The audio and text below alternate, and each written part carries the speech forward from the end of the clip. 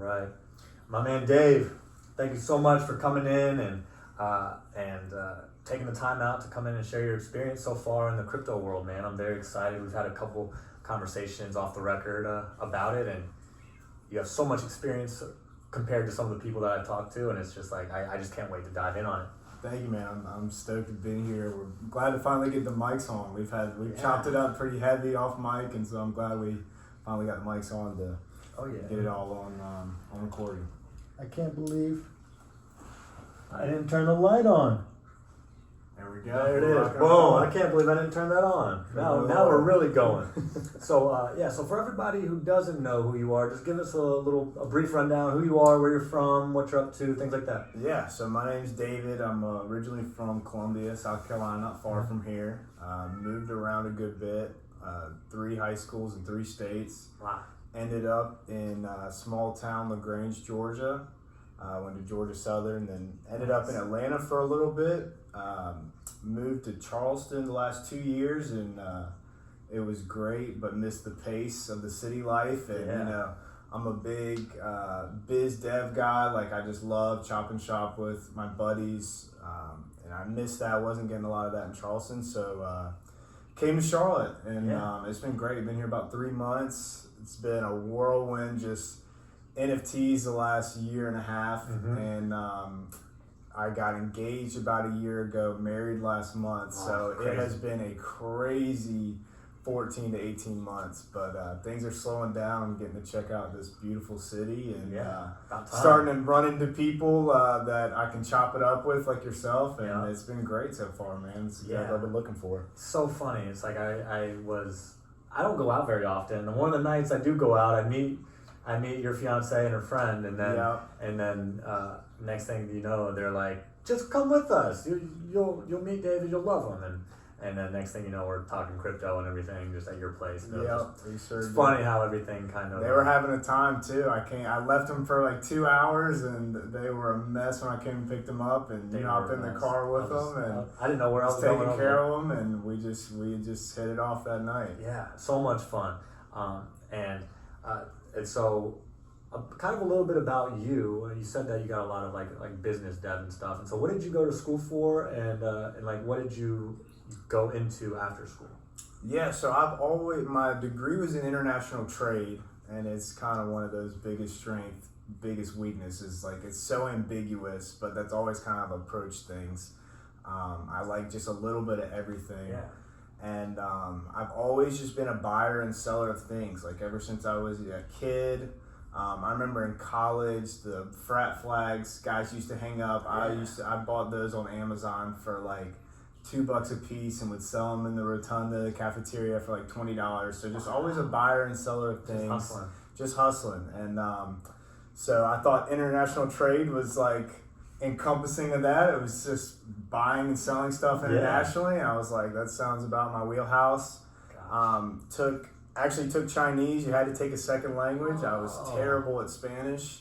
So I got a minor in Chinese, spent 4 months actually teaching English in Beijing in college. That was a wild experience, just totally night and day culture. Like, I mean, just so many of our norms just completely flipped upside down. Gosh, I might have to have you dive in on that, because like I still haven't left the country yet. Oh wow! It's like, I mean, I've been to Bahamas, but that doesn't count. That was my only time I've left. Yeah. And my only other trip was a cruise to the Bahamas senior year of high school, and outside of that, I never left until my sophomore year of college, and that's still the only international trip I've taken to date. And so because when I think of China, I think that they're just like living the future. I mean, I even see like the fashion shows when they're just like, everyone looks like Neo and they got crazy glasses on, and I'm just like, whoa, these guys are so far ahead in the future. Like, what was it like over there? And like, especially in the schools. It really depends on where you go. So I was in Beijing, which is like the most traditional old school city in China. Because that's where all their big that's where everything is. It's all based out of Beijing, Emperor's Palace, all that really old historic tradition and history is out of there. So it is kind of wild, because you'd be on the outskirts and you would feel like you're 40 years in the past. But then you would get to like the Sunly Tune bar area, and it's very Neo, Field, Matrix, new. Yeah. Sierra and I are really trying to get to Shanghai. I really want to check out more Hong Kong, Shanghai. I've heard they're much more Western, much more advanced. But Beijing was very old school where I was at. So not a lot of English was a big misconception. People are like, practice your Chinese because they're all going to speak English. That wasn't the case. And then a lot of people told me that I was going to lose weight because I wasn't going to like the food. Loved the food, put on like a good 10, 15 pounds. Yeah, so the Chinese food is not American Chinese food. It doesn't do it justice. Doesn't even touch it, man. It's like it's night and day. It really is. Wow. Food's amazing. I crave it all the time. That's awesome.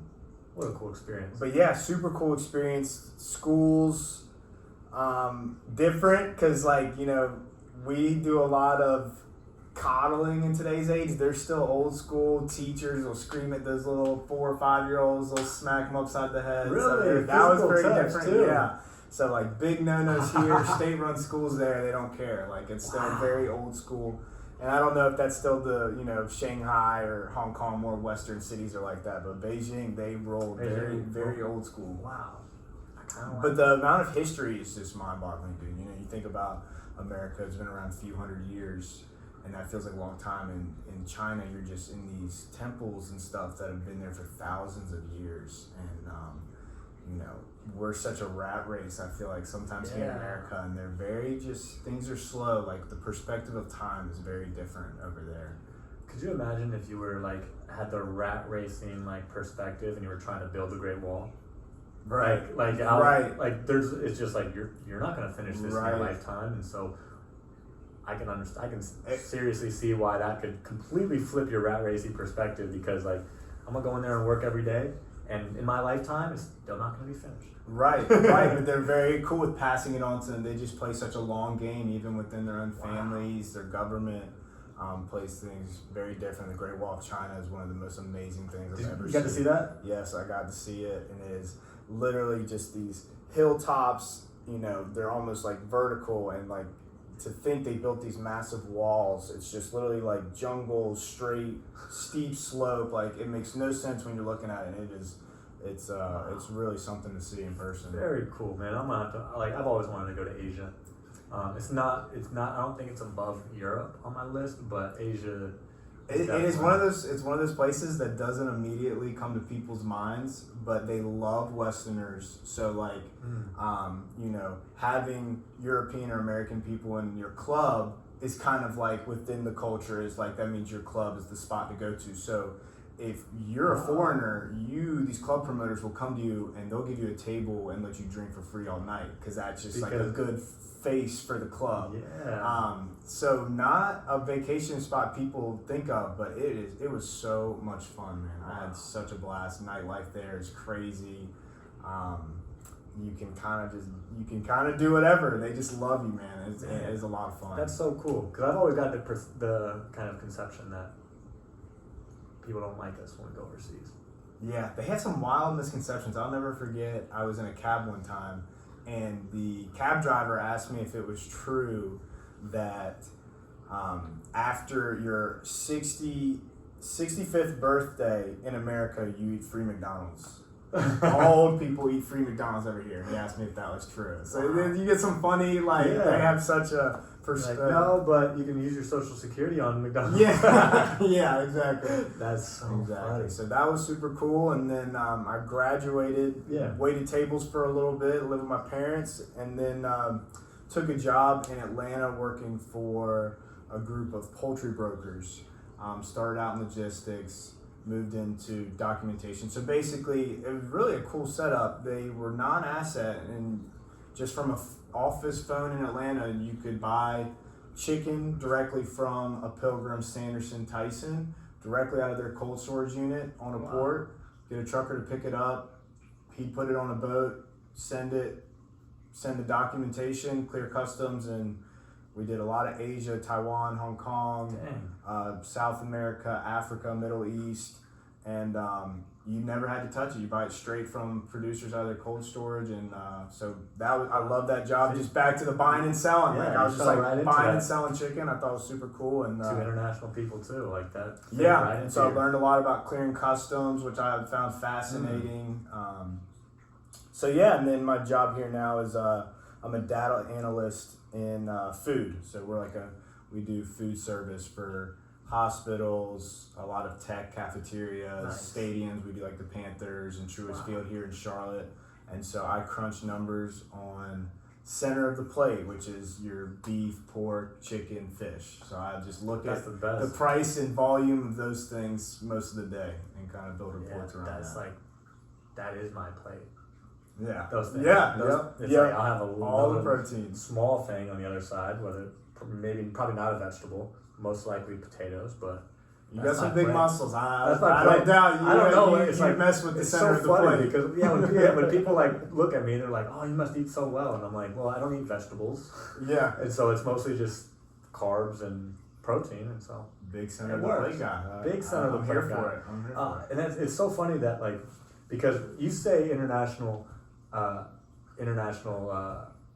What was it? International trade, yeah. And I immediately think crypto. I'm like, that is international trade. Yeah. I mean, even if it's whether it's an NFT, whether it's a cross-border payment, whether it's it's that is. It's so funny that it fits you. 100%. It fits you because I mean you don't know where this person is that you're selling this NFT to. Yeah, 100%. Very well be international sales. Yeah, that is the beauty of it. That really is the beauty of this decentralized ecosystem. I mean, it's crazy. You have influencers and public figures in the space that are for the longest time was not doxed. Like we were buying projects from founders that we didn't even know their first name. We just knew their Twitter bio, which is just crazy. Yeah, just some guy who started a Discord. Exactly. Exactly right. Now people are sending him hundreds of ETH.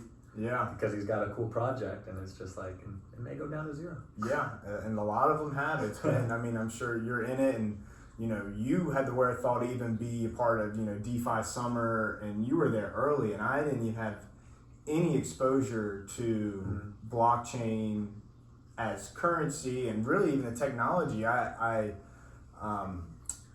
never forget when I first heard about blockchain. It was probably 2018, but the person that explained it to me explained it as like a shared network of information. So I was like, oh cool, so your company has data and we share it with my company and we all make better decisions, and that's not what it is. It's not what it is at all. And so that probably lagged my learning of it about 18 months, 2 years, but really got into NFTs. I did sports cards. I traded sports cards, and so I just understood. I did garage sailing. I did a lot of Goodwill Flipping. So I just understood collectability, whether it was Cabbage Patch Kids, coffee mugs, World War II. People collect stuff. Babies, yeah, exactly. Ceramic plates is kind of wild. All this the random stuff that you'll find. So I got huge into the sports card pump of 2019-20, and so NFTs came around, and the first one was NBA Top Shot, and that was November of 2020, which CryptoPunks were probably $1,000 back then. Oh gosh, that's wild. And I walked into a room of my buddies. It was a Friday night in Atlanta. We were probably watching a baseball game or a basketball game, and I came in and I was like, you guys are not going to believe this, but people are buying these little prisms with somebody's highlight in them. It's just a LeBron James highlight, and I'm the rarity is based on the moment in the game. So a LeBron shot in a finals, or Kyrie hitting it against Golden State, Game 7, shots moments like that are going to be worth more than just a Dirk Nowitzki dunk in a regular season game. Yeah, the second quarter. Yep. Yeah, and all my friends are bro, what are you talking about? And I quickly was yeah, this is crazy. I don't know what I'm talking about. And I think that's something that was a big lesson for me of really surrounding yourself. I had great friends, but really surrounding yourself with people that have a curiosity. I think curiosity is such a superpower. And so I kind of put it away, and it wasn't until April of 2021 is when I kind of got into it, and that was through Gary Vee, who I follow pretty heavily. Was like, hey, join my Discord. I'm dropping, this project in May. May 5th, 5's his big number, and that's actually my birthday, 5/5. Wow. Yeah. So I was like, hell dang. yeah. So yeah, that was meant to be. Yep, That was meant like to be. calling. You had to get one. And so I went through the whole process of, making a MetaMask, buying Ethereum, and I didn't have, I had no exposure to blockchain or anything. So I'm buying this all for the first time.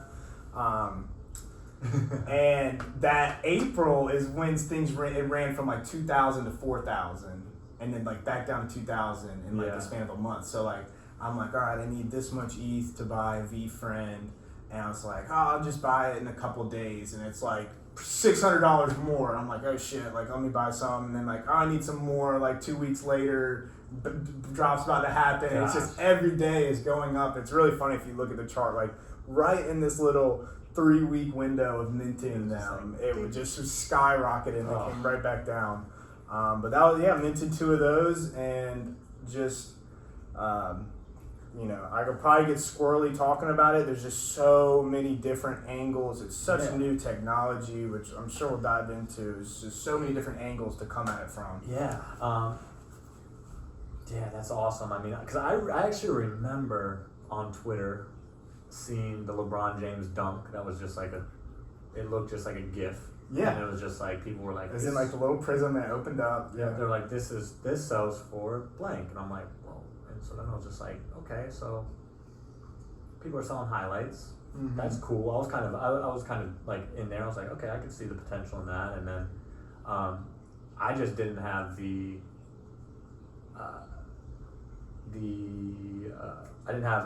I couldn't pull the trigger. I couldn't just do it on like I couldn't either. It was hard.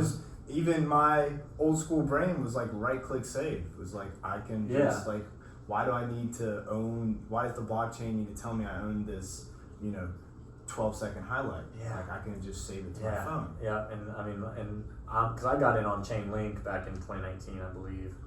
Just from, I didn't know a damn thing about it. So early. It was so funny. So early. It was like my mom's fiance is a barber, and the person right in front of him mentioned Chainlink, and then I was like, I heard of blockchain, and I was like, Chainlink, that's a good name.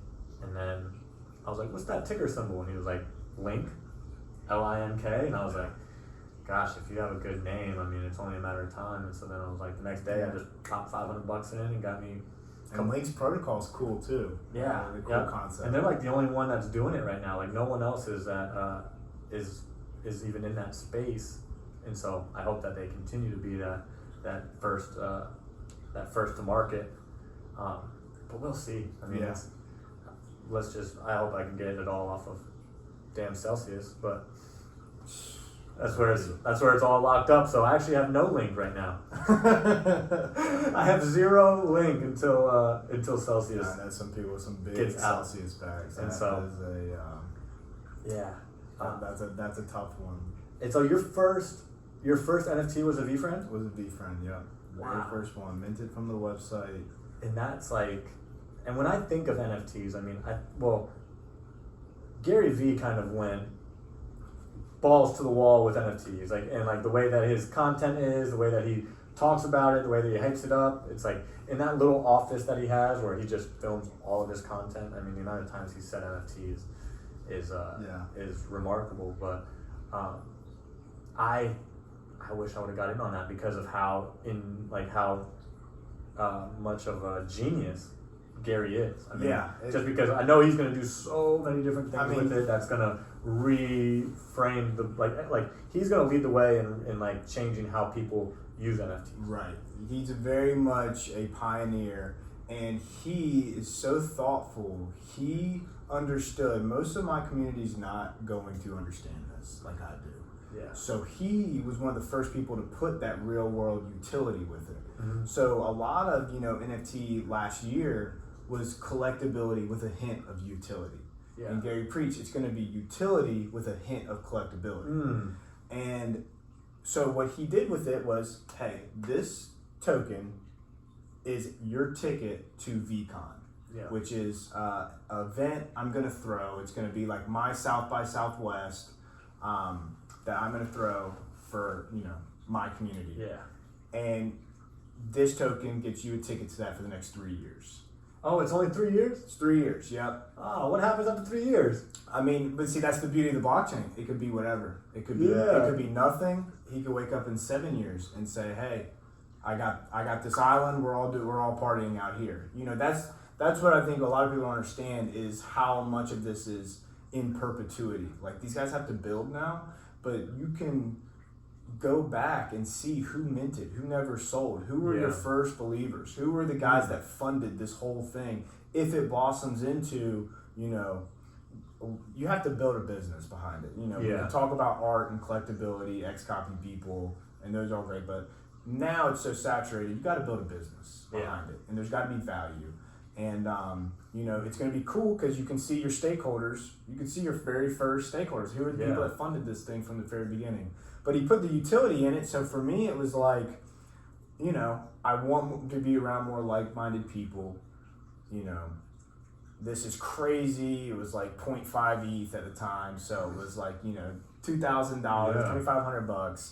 I just bought a wedding ring, so like I was strapped. I was like, I'm really digging deep to buy two, and my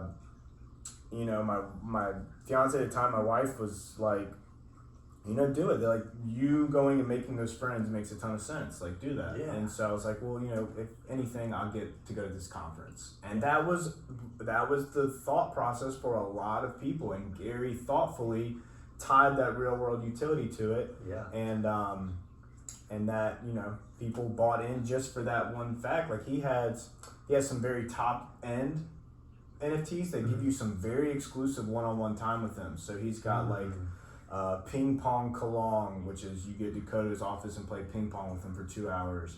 There's a basketball butterfly, and there's 5 of them, and those 5 token holders get to play Gary and 4 guests in 5-on-5 basketball for 2 hours once a year for the next 3 years. He's got a courtside cat. You get to go to a Knicks game with him once a year. Whoa, that's so that was like the first person to be like, no, this is real world utility. I can see, the blockchain lets me see who owns this, and I can bring value to the owner of it. Yeah, he always has a good way of putting it, because it's like, what about the people that will just take a screenshot of it, and he's always like, well, you don't, like, I like when he said, like, you don't see my blue check mark on Instagram, but everybody knows I have a blue check mark on Instagram. Right. And so that's kind of like... Right, and it's like, it's like I can, rent a PJ, or I can drive through a fancy neighborhood and take a picture, or, borrow my uncle's rollie, put it on my wrist and take a picture, but that doesn't mean you own it. And it's a lot of the same concept. It's like you can take a picture of it, but that does not, the blockchain shows ownership. Yeah. And you can't fake that. Gosh, it does kind of scare me that, like, the perpetuity where he's like, this is for 3 years, but it could change.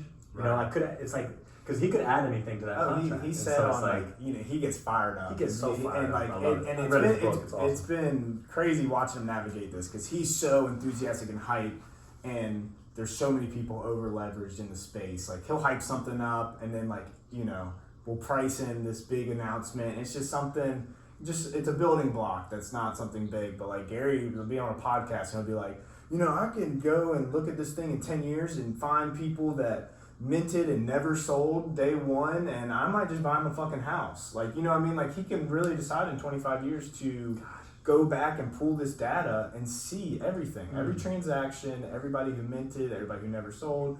And that's a really cool part of it. Like, it's the same with like a lot of the OG artists. Like, I draw and I'm into art. I do gotten into digital art in the last year, and so I've kind of, from that sports card, like, I like collectibles. I'm kind of a purist, you know. So like, people, my friends go, hey, how do I make 10K? How do I make all this money that's floating around? And I'm not much of a trader. I'm like very much a purist and a collector, and and that's the same for like a CryptoPunk or a Fidenza or X-Copy. Like, these blockchains are going to show these things minted in 2017, and you can't replicate that. Yeah, you got to see it, and gosh, it's crazy.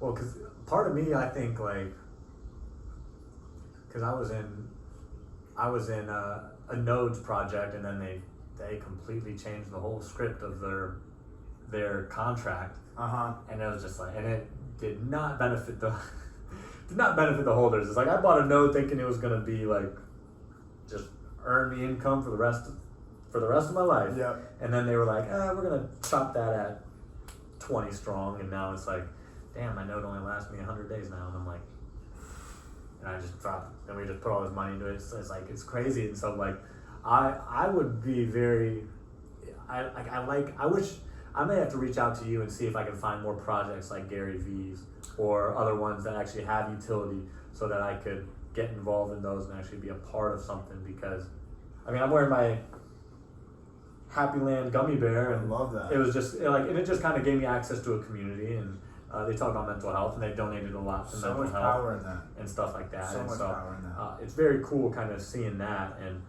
you had mentioned like the community and stuff as well, and so yeah, feel free to kind of talk about that, like how that Gary V community is. So there's a lot of angles. There's obviously like real world utility, like a conference. There's a collectability, just OG art.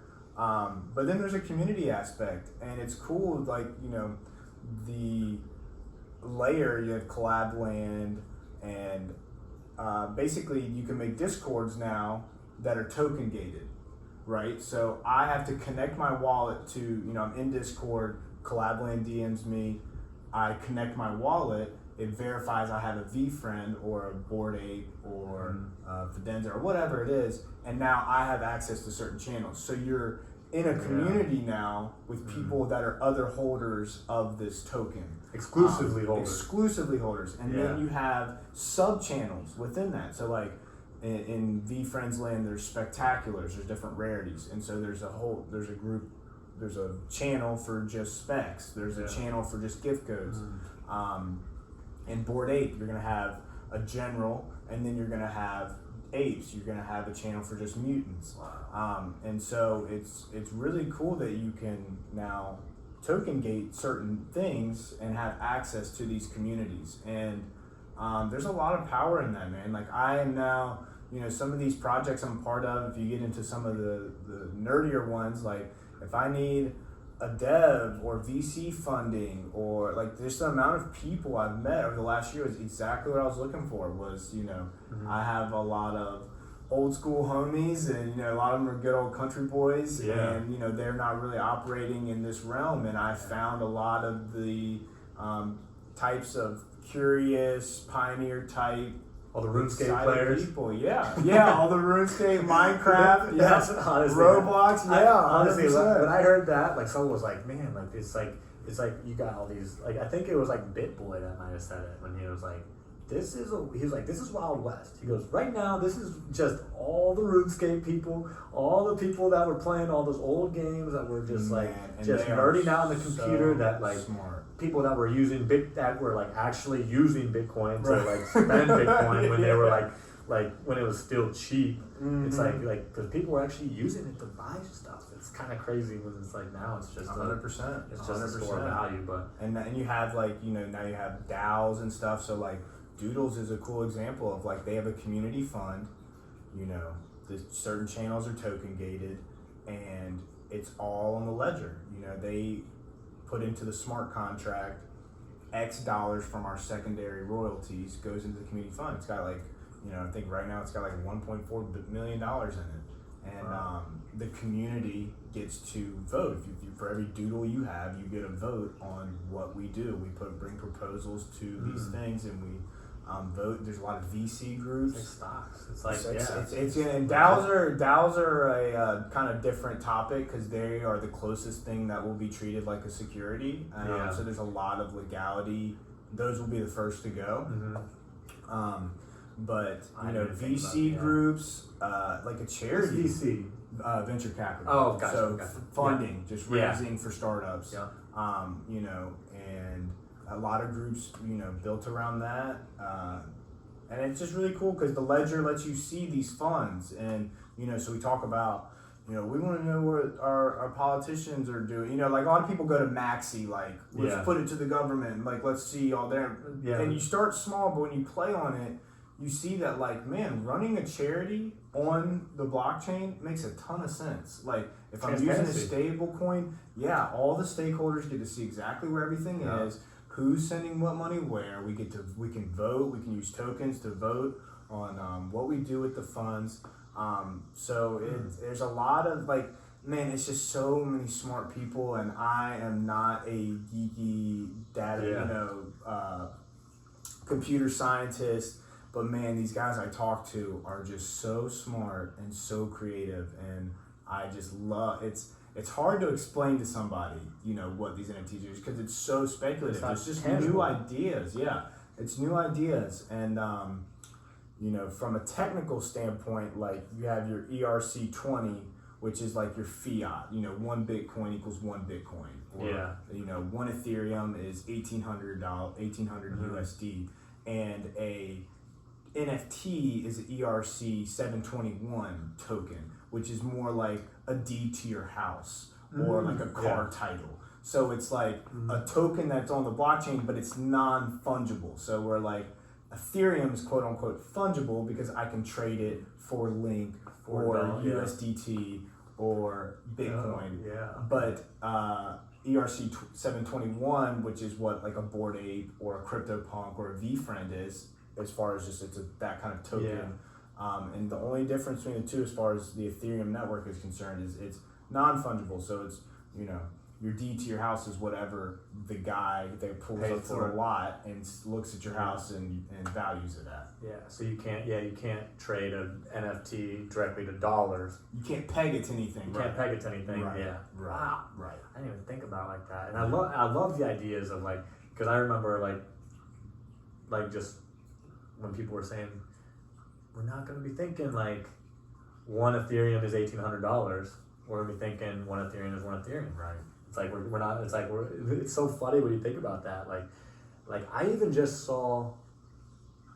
Was it in Europe? Like they're like taking away the 50 and the 20 pound dollar. Oh really? The paper. I haven't seen this. Yeah, it was on Twitter. I got goosebumps thinking about it, just because I was like, when I saw the coin shortage here, and I was like, I don't know if there's a coin. There really is a coin shortage. Where do all the coins go? Are they just at every every fountain? Right. Every wishing well? Like, where are all the coins at? And so it's like, it might just be pulling them out and then XDC. Or, and so it's like, it's crazy when I saw the dollars, like the actual paper starting to be removed, like no longer accepting those pounds, those paper pounds. Oh man, we were out of town last weekend and I had 3 separate times that the place I was trying to buy a beer didn't accept cash. Oh yeah. You know, it's like people like, it's so funny. I talk to my friends and they're, you know, will poo-poo it and it's crazy, or even I'll be trying to onboard them and 20 seconds in, they're like, this is so hard. Like, I can't. I'm like, dude, you sound like my dad, like trying to show him how to reset the Wi-Fi. Like, this stuff is clunky. It's new. It's very new. But it's also very real. Like, I heard something Kevin Rose was saying the other day. In traditional art, moving to the canvas was a big thing because it wasn't permanent and your art could be damaged or something could happen to it. And the only way art should be drawn is on a statue, a wall, something that it could be permanent on. And, you know, so we have like these, remember when putting your credit card into a website used to be the most foreign idea? Like, all your parents in the early 2000s were like, you're going to lose all your money. Like, they're going to scam you. Even when we went from swiping to inserting, everybody was pissed. Now you can just hold it. Everybody was pissed. They were like, oh, fuck this, I don't want to insert. They try swiping and say insert, and you're just like, damn it. Yeah. It's so funny. It's a very just new style of things, you know, like, I think especially like America's having such a cultural revolution. Like, I mean, people are so brand aware, and like, you know, we communicate through the stuff we buy, and having digital assets is just another form of communication. And there's just a lot of really cool applications. People are coming up with new stuff every day around it, and it's really cool, and it's gonna make sense to have like digital receipts and like these, if I buy something, instead of giving a piece of paper, it's something that's a tradable asset that might have value for XXY reason in 20 years. It's gonna like, and that's what like I was so kind of grateful that I got in. I mean, it's like well, one, it showed me the power of investment. It was like that $500 that I put in the link, fucking, it turned into 10 grand kind of quick. I mean, I didn't pull it out, at that time, but I was like, whoa, like that just showed me opportunity. That was like my first time investing. Right. Minus like a 401k that I never saw that I ended up taking out when I got the boot. But yeah, just like seeing that it's so wild west, and then like hearing about like the Cubans and like Mark Cubans and those guys getting into it, and you're just like, if they're getting into it, there's something there. It's 100%. Not, yeah. And so it's like, there's so many smart people getting into it. And like, and yeah, I was watching like one of the guys, Bullzilla. He's like a YouTube guy that he calls himself the what does he call himself? The Hidden Gem Hunter.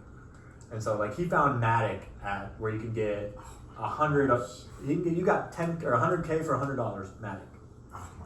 And he found that, and he said it on his channel, and then he wrote that, and so then he made he was just like, I'm following the money, He's just like, that's all he does. He does research, dives down rabbit holes, finds Andreessen and Horowitz, and sees where they're going with it, where they put their money, and then it's like, okay, that makes sense. And once you start to play on it, that it starts to make sense. Yeah. You know what I mean? Like you have a chain, and these protocols let you do all the work. Like a reason that a chain can offer you 20% return on investment, passively, is because they're not Wells Fargo, and they don't have to pay 150,000 people. Like the chain, the protocols, the contract, they do all the work. The contract is, if you have a steel contract, it's just like, it just runs its course, and it's like, it's a machine. And that's where a lot of the NFT, people see the picture on the front end, but a lot of the beauty behind it is the smart contracts. And that's kind of, when you talk about generative art,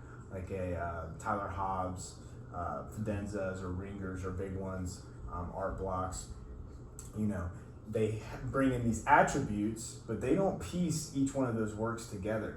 The art is, these guys are for real computer scientists, and they write code, and then they just let the code fly. Oh yeah, I remember you showing me that. The code is the art. The code is the art, and that's a super cool thing when you pull back that picture, and it lets you do certain things too, even from like a royalties. Am I going to make 2% on secondary or 10%? That's all in the smart contract.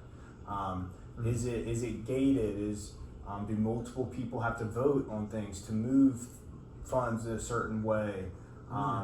And then you get into like the concept of time. Like I think about artists, OG artists, and in traditional art, when an artist dies, usually their artwork goes up in value a lot.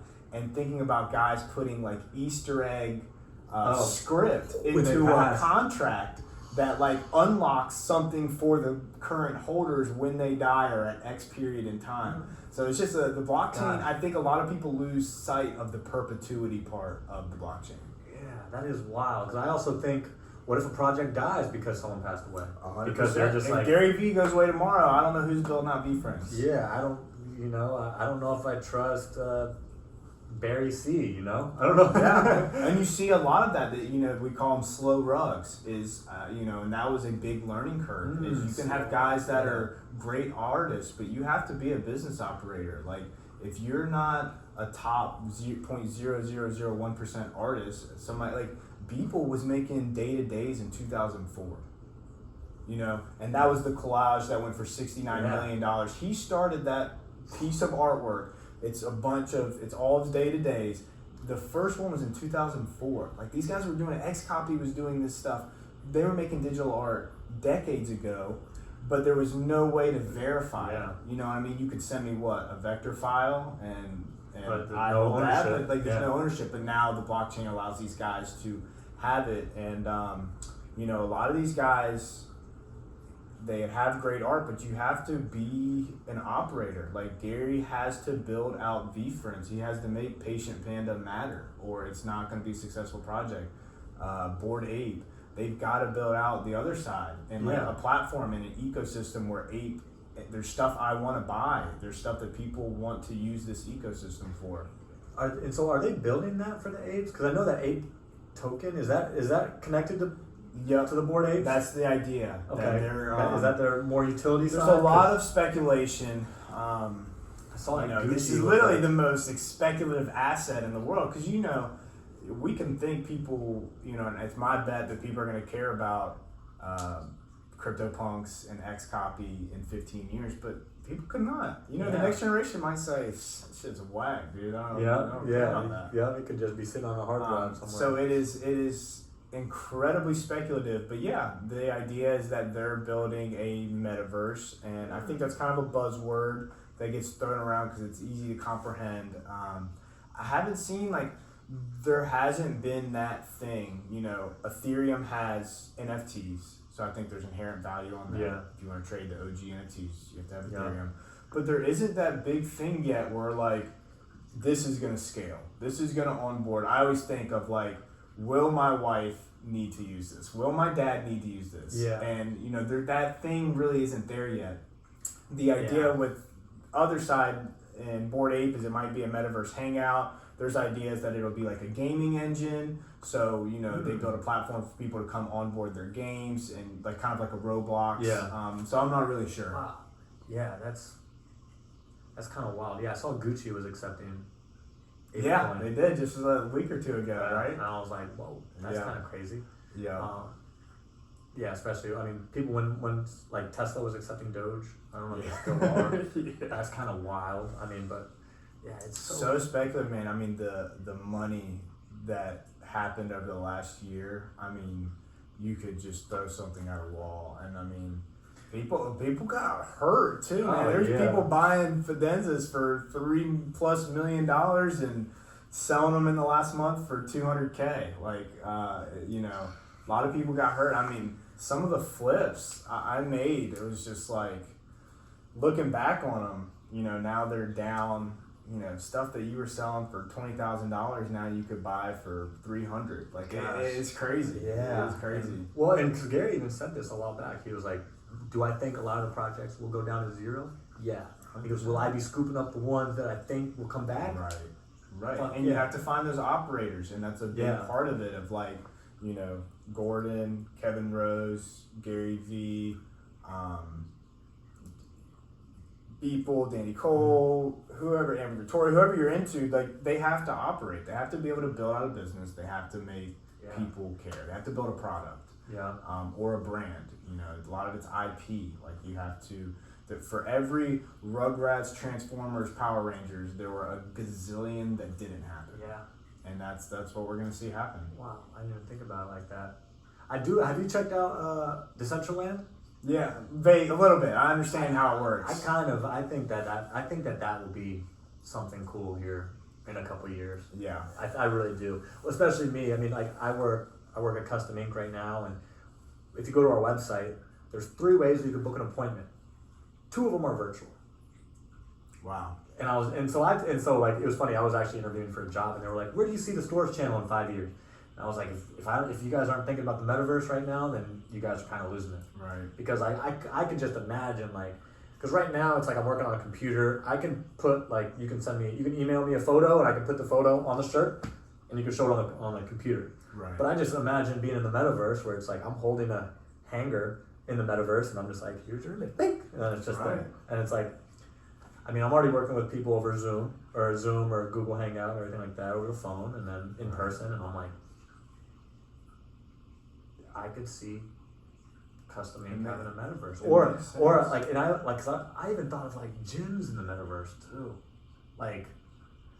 say I buy a little space, and then I was thinking buy a space in Decentraland where people could just put on their little Oculus and go, and then they could go to a group fitness class with me, and then it's if you buy the NFT, I'd ship you your resistance bands and things like that, and then you have the equipment to do the workouts in Decentraland. I'm whoa, it's gonna be cool to watch a game courtside.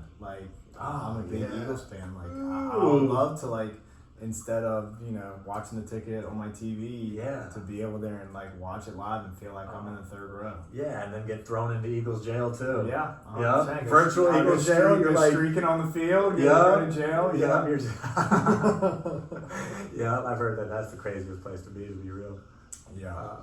But yeah, it's like, I think the metaverse is something that will come along eventually. There's There's just so many of them. And there's like, I think people underestimate brand, and we as humans want to communicate through the stuff we buy and the stuff we're into. Like, I might want to do business with you just because you have a Devontae Smith jersey on, and that's just how humans work. And we want to communicate that stuff, and digital lets us do that at scale. If you have an NFT that is a digital receipt of some Fendi bag you bought, or a Rolex, or a car, like, I would argue more people are going to see that NFT or have the opportunity to see your Twitter profile picture than your prize 69 Corvette you got in your garage. You know what I mean? Yeah. And to your point about Decentraland, when I look at the map, that's advertising. I see Atari, big as shit, in the middle of the whole fucking plot. Yep. Yeah, I mean, like, and it was funny, like, hearing, like, guys like BitBoy and stuff say like that. He was like, I'm excited to see how you guys make money on Decentraland. Yeah. He's like, he's like, I'm already making money on it. He's like, I already got the land.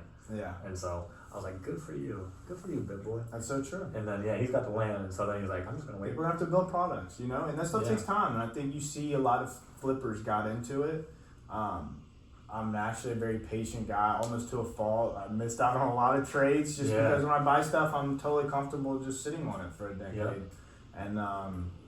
And you got to give time to build. They got to build a business. Like, now it's like the gold rush happened. People placed their bets. We got our nest eggs, and new stuff's coming out every day as well. But stuff takes time. It's going to take a lot of time. It's going to be 5-10 years, but it's uncomfortably early. It's so uncomfortably early. It's so early. And I like, even just thinking about 2019, which seems like so long ago, and I'm just like, man, that was just like, the only thing back then was Coinbase, and now I look at my phone and I have how many apps I got on my damn, it's crazy. Yeah, it's so funny. It's like, I mean, most of my money is fiat, and it's like, I have one app for that, and then it's like, I have just tons of other apps for everything else, but it's like Uphold, Coinbase Wallet, Coinbase Pro, Binance. I'm just like, it's crazy. And then and then like, but there's also like a little, the hunt is fun because how early it is. You're like, I remember when I was like, just like, when you were buying stuff, it was like, I even thought in my head, the more hoops I have to jump through, the less people are going to jump through those hoops, and the less people that are going to have that asset. And so then it's like, it's tough. Yeah, because I listened to an episode with your brother, and you got to be in the weeds. Like, the amount of homework. Yeah. Even when I was buying up Lukas and LeBrons and KDs, like, you can ask my girlfriend, I was on eBay. Like, I was literally scrolling eBay all night long. Got home from work, and I would just be sitting there scrolling eBay. Like, you have to do the homework. It's the same with NFTs. Like, I spend an uncomfortable amount of time in Twitter Spaces, and the guys that have huge bags, they were in clubhouses in 2020 talking about these things. Yeah. You gotta be curious. And it's clunky. It's so clunky. You have to work through it. Like, I remember like bridging stuff on the first. Like, I got into DeFi a little bit in October. Like, I think unfortunately I should have just stuck with NFTs while they're hot. I think people tried to bring DeFi summer back in like August, October of last year, and I was on chains and protocols and swapping, and this is where we send the money to, and then it comes back. Like, it's a lot of figuring it out and tinkering, and I think back to what I said, curiosity is just such an unlock. Why people are so quick to say no, Yeah, so closed-minded, and then like, and it is scary too. I mean, like, how tight my little bumhole gets when my money is in the cloud and I don't know where it is, and I'm just like, if you could just get there, and it's like, I could see you on the other side, like, things like that. It's just like, I learned real quick to send my Ethereum after some NFT trades back into Coinbase just a little bit at a time. I remember sending like, 10 grand in one transaction, and I was like shitting myself. Yeah. Right? And Coinbase, there's a lag too. Like MetaMask wallet to wallet, Ethereum chain is different. Coinbase is delayed. Is so delayed. Delayed. Oh my gosh! I was like, I will never. So I'm like sending like 0.2 ETH at a time, and I'll just do that X amount of times. Yeah, because it's oh man, I've had it where it's like I'm like, because like you could literally just mix up one letter, one number, and then it's gone. Or even I made a mistake, and this is even recent, a few months ago, where Coinbase, when you go to receive, gives you a new QR code and address, and I had in like my address book for wallets Coinbase, so I just from the notes pad just copy pasted that. Well, Coinbase, when you go to send, it regenerates a new pool address every time. So I sent I forget what it was at the time, but just something into the no man's land, gone forever. Yeah, it's kind of crazy that like you can't get that back, and it's like you can't. And that's the crazy part too, with like how like smart but I guess if you just send it to no contract, something that's just not there, it's just gone. It's just gone. Gosh, it's just crazy. gone, man. There's been some projects too where Akutar is one that's won by Micah Johnson. He's a former professional baseball player, and really cool story. Got into art. His nephew, I believe, asked him why there were no black astronauts, and so he just kind of ran with this idea of black astronauts. So it's a little kid's space helmet, really cool. And he dropped a project, and they had a error in their smart contract where it was. If this number is bigger than this number, then it locked up, and their entire sale, minted out. Yeah. I'd have to go back and find the number, but I bet you it was somewhere in the ballpark of $20 million locked up forever, gone. And all these people have bought that NFT. That's supposed to be the funding. He's supposed to take that 20 mil and go build this thing out. Go build out a TV series, movies. Oh my gosh! And I know it's that is the beauty and the beast of the blockchain, man. You cannot go in and undo that stuff. Yeah, gosh, it's so crazy. Yeah, you got to be. But that's also the beauty of it, because that's why he owns this CryptoPunk. I own this VFriend, or whatever it may be. Nobody can go in and fudge that. If you don't get scammed, then that lives there. Yeah. Do you have any projects that you're currently on your radar right now that might be either minting or your eyes are on? I am actually, to your point, say you want to get a little exposure. I'm almost done with a blog post called Bear Market Buys. So I've got about 10, 20 projects that I think these are, good projects to watch. They've got operators behind them. Like I said, I'm super into the art. So like any X copy, I think Max Payne's are super underrated. Those are probably about $1,000 right now, which was about mint price. And what does X copy mean? X copy is an artist, and he's an OG. So he is a digital artist that was, doing this stuff years and years and years ago. And he's had some of the, he's on super rare, super early, and does like glitch art. I don't know if you've ever seen that, like where it's like, it's almost like you feel like you're gonna get a seizure looking at it. Yeah. He does glitch art, and he's had like all-time high in the city. I think sold for like $6 million last year. These are one-of-ones. He does very limited edition, a lot of one-of-ones. So a lot of really priceless stuff. But he did a open edition. Back to like the cool things you can do with smart contracts. An open edition is where you create this window, and people can go mint this image. This is the image that we're gonna mint, and mint just means introducing it to the blockchain. So you're like the first person to buy it. And so for 15 minutes, anybody for $1,000 can come buy one of these, and then it shuts at 15 minutes, and that's how many editions there are. So it's like as many editions as if there's only 5 people that want to buy, there's gonna be 5 super editions. Exclusive. In this case, there were 7,500 editions. But his next, the next exposure is Grifters, which is a collection of 666. And those are 20 something ETH right now, whereas a Max Payne still exposure to X copy, and those are probably about 0.6 ETH. Oh yeah, So yeah, those so are the little entry still the point. artist is like Yeah, I like finding a lot of collabs, like stuff that's not gonna have so much utility, but just from a collectability standpoint, it'll be like Vinny Hager did this collab with Cameo or whatever it is. Yeah. I think a lot of that stuff's cool. Projects V Friends, it's hard for me to fade my man Gary V. He's got Series 2. Those are around 0.4 right now. Series 2? So it's just another like volume? So he did the Series 1, which was May, and those are his OG drawings, and they look like little kindergarten drawings. I think I showed you a couple. So Series 2 is going to be the more public known, the one he goes to build out, merch TV series. He's got these 255 characters, around like a patient panda, whimsical wolf, practical peacock, just a lot of empathy elephant, gratitude gorilla, a lot of the stuff he preaches. He's built characters around them to kind of take. So he's kind of moving it away from Gary, and he's gonna, I think, move it into this IP and build out these characters. That's so awesome. Series 2, Series 1, there's 10,200.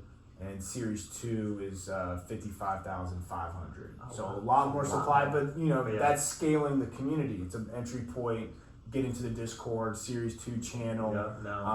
And he's given utility. He did Mint Mink utility. Anybody with a pickleball background, Series 2 got to come to. He's got a pickleball team. Got to go to, I think they did one in Austin and somewhere else where you could come to that for free if you were able to make it.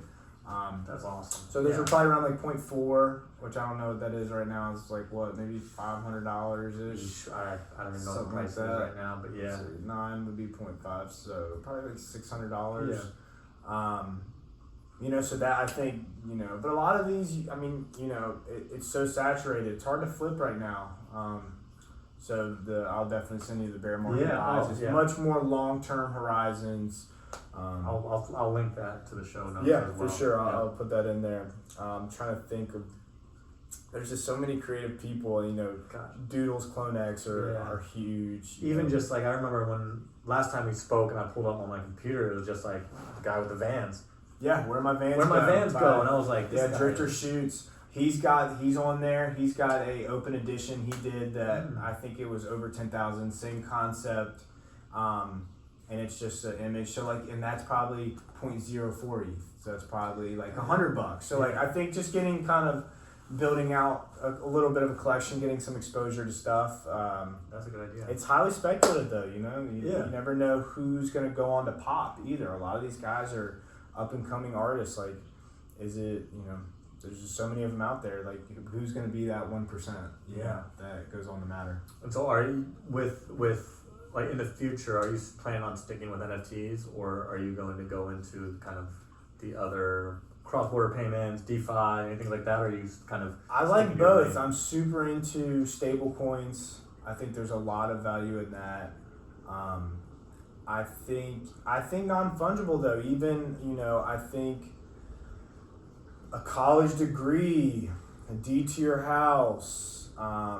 If I go and get a certificate from Udemy and learn how to code, I think those, stocks used to be, our grandparents used to hang a stock on their wall. They would have the paper stock on their wall. And so I think, instead of a diploma, you're going to have something that is just a soul token that, is in your possession. And that's how you verify that I completed these X requirements. So I think anything stable, concrete represents this. I'm really into that stuff. I love, like I said, I love art.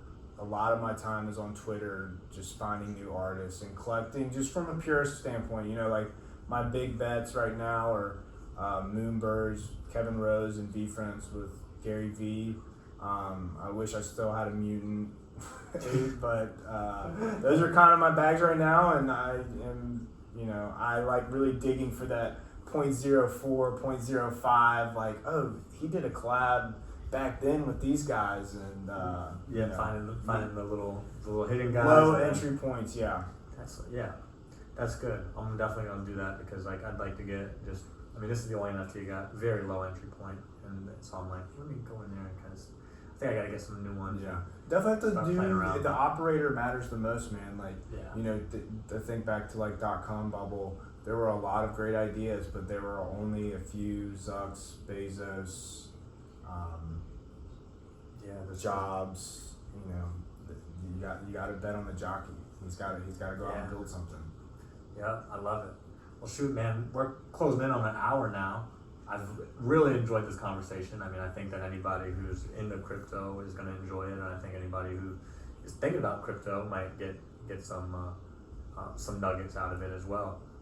But yeah, is there anything that you'd like to kind of finish up saying, or any? No, I feel like I probably hog the airwaves. I get excited talking about it. I appreciate you having me, man. It's something I'm really passionate about, and hit me up on Twitter, Instagram, wherever. I'm happy.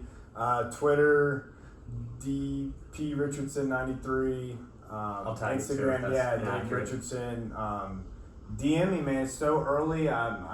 There's a superpower right now, I think, in having access to these guys in this new realm. It's kind of like you could have, possibly talked to The Rock or Gary Vee back in 2014 on Instagram DMs, and so I think just getting in the community aspect of it is really important. Yeah, I love it. And community is one of the core values here, so it's always on the mind. And so I appreciate you again coming on. And thank you, brother. I'm glad we were able to get to it. This expertise was great, man. I got to go get some non-fungibles now. And so, very excited. But appreciate you. Yeah, brother.